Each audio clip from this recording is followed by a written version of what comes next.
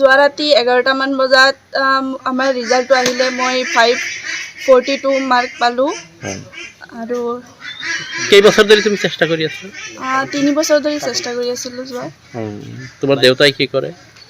এনেই খেতি বাতি কৰে আৰু তোমাৰ পঢ়াতো অসুবিধা হৈছে? বহুত অসুবিধা হৈছে, ইমান এফৰ্ড কৰা সম্ভৱ নাছিল, তথাপিও সি ট্ৰাই কৰিছিলে আৰু এইবাৰ ইনশাল্লাহ হৈ যাব। আৰু মোৰ ছোৱালীৰ যিটো ৰেজাল্টটো শুনি মই বিশেষ আনন্দিত হৈছোঁ। মানে ইমান কষ্টৰ মাজত মানে অশেষ চেষ্টা কৰি ইমানখিনি আনিছোঁ। তো এটা কথা হ'ল যে অভাৱে আৱিষ্কাৰৰ মূল, যিটো অভাৱত থাকি আমি ইমানখিনি জানিছোঁ এইটো চব ওপৰৱালাৰ দোৱা। আশা কৰোঁ যাতে আমাৰ ছোৱালীজন ভাল কলেজত এডমিশ্যন দিব পাৰোঁ, সেইটো সকলোৰে ওচৰত দোৱা মাগিলোঁ। নথৈ আনন্দিত হৈছোঁ খাদিজা পাৰভিনৰ যিটো পাৰফৰ্মেঞ্চ, যে এইটো গ্ৰামৰ পৰা আজি কিমান কষ্ট কৰি খাদিজা পাৰভিনে আজি নিট মানে ভাল এটা নাম্বাৰ পাইছে। আশা কৰোঁ ভাল এটা কলেজ পাব। যে আমি শুনিবলৈ পাইছোঁ যে সোণ যদি আমি পাবলৈ খোজোঁ, 1 আউন্স সোণ পাবলৈ হ'লে 25 কুইণ্টল মানে কি ক্লেট আঁতৰিব লাগে। আজি সেই কথাখিনি মানে কি ফলৱতী হৈছে।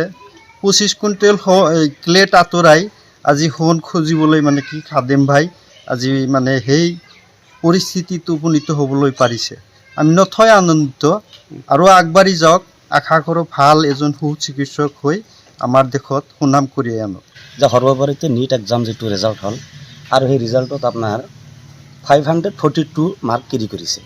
গতিকে এইখিনি শুনি মই নথৈ আনন্দিত হৈছোঁ। প্লাছ গভৰৰ মাজত যে পদ্মা ফুলপতে এটা এষাৰ বাক্য আছে আৰু সেইটো অৰিজিনেলি বাস্তৱত ৰূপায়িত হ'ল যে কষ্ট কৰিলে তাৰ ফলটো আমি পাওঁ। আমি আশা কৰোঁ যে খাদিজা পাৰভিনে গতিকে আজি ইমান আনন্দিত হৈছোঁ মই। খাদেম আলীৰ অৱস্থা এনেকুৱা আৰ্থিকভাৱে এইটো ক'বলৈ চকু পানীয়ে ওলাই যায়।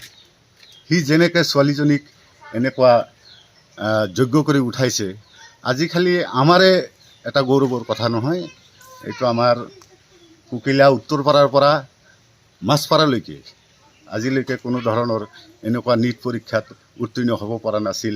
আজি আমাৰ এইখন গাঁৱৰ এটা সুনাম অৰ্জন কৰি আনিছে খাদিজা পাৰভিনে। এইটো খুবেই আনন্দ লাগিছে যে এনেকুৱা এখন পৰিয়ালৰ পৰা আগবাঢ়ি উজ্বলিছে আমাৰ গাঁওখন। এইটো আমি নথৈ আনন্দিত হৈছোঁ আৰু ইয়াৰ ভৱিষ্যতৰ বাবে আমি ভগৱানৰ ওচৰত আল্লাহৰ ওচৰত কামনা কৰিছোঁ সি যাতে ভাল এখন কলেজত মেডিকেল কলেজত ছিট পাই সুনাম অৰ্জন কৰিব পাৰে আৰু এই সমাজৰ বা দেশৰ দুখীয়া নিচলা মানুহৰ যাতে উপকাৰ কৰিব পাৰে, এইটোৱে আমি আশা ৰাখিছোঁ।